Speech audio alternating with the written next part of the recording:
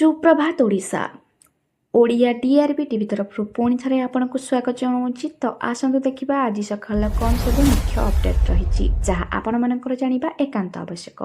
तेणु आपण मैंने भिडियोटी को शेष पर्यंत निश्चिंत देखु जहाँद्वारा किसी समय मध्य आज दिन गुरुत्वपूर्ण अपडेट गुड़िक जापर। नंबर 1 भारत में देखादेला चाउलर संकट। राशन कार्ड रे आउ मिलबनी चाउल। विभिन्न देश में देखा चाउलर अभाव। तेज सूचना अनुसार धान उत्पादन करने पछरे भारत एक अग्रणी देश अटे। हेले वर्तमान भारत में चाउल को नहीं एभली स्थिति कहीं उपजी बोली प्रश्न सृष्टि होईछि।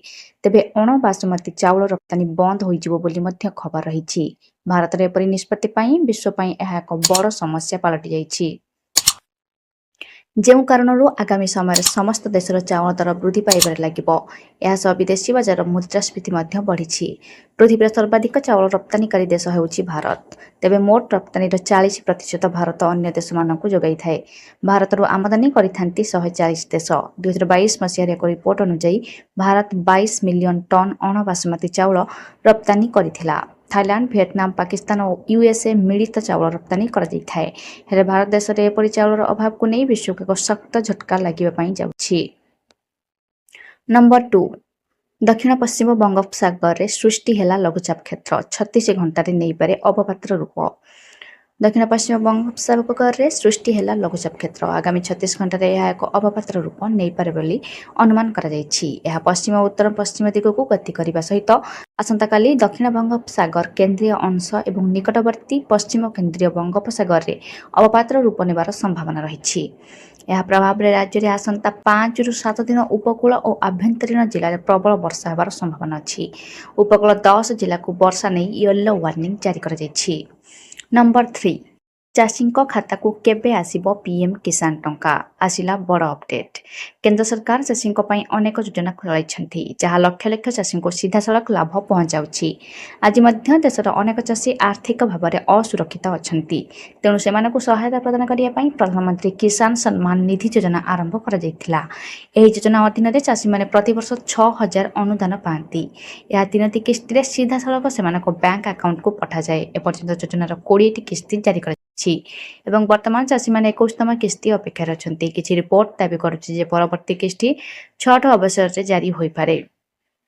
आसतु आम आपको यह प्रसंग में कौ सरकार पक्षर सर्वशेष अपडेट और चाषी मैंने केबे परवर्ती किस्ती पाइबार आशा करें ताहा कहबू। प्रधानमंत्री किसान सम्मान निधि योजनार परवर्ती किस्ती चाषी अपेक्षा बढ़ी जाइछि।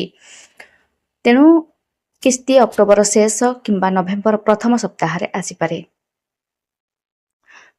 नंबर 4 आसंता 24 ରୁ 26 तारीख पर्यंत प्रबल वर्षा आशंका। 12 घंटे लघुचाप सृष्टि, 24 घंटे अवपात।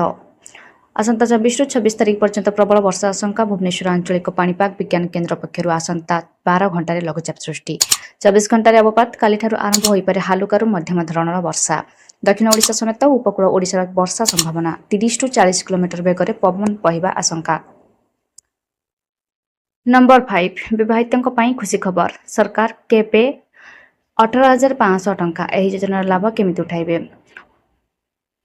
तेबे चाषी मानक ठारू आरंभ करी साधारण लोकों पई मध्य अनेक योजना रही। आम देश में जो टंका निवेश करी भल लाभ पाई परिबे।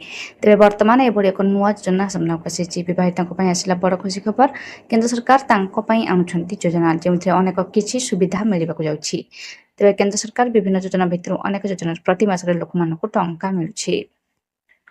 सेहिभली विवाहितों आसला बड़ खुशी खबर। एही मासरे विवाहितों प्रत्येक मासरे किछि टंका मिलिबो। एही योजनार लाभ 2023 मार्च 31 जाए आपण माने उठाई परिबे। आपनको जणाइबाकू चाहूछु जे यह एक प्रकार पेंशन योजना। एथिरु आपण प्रति मासरे टंका मिलिबो।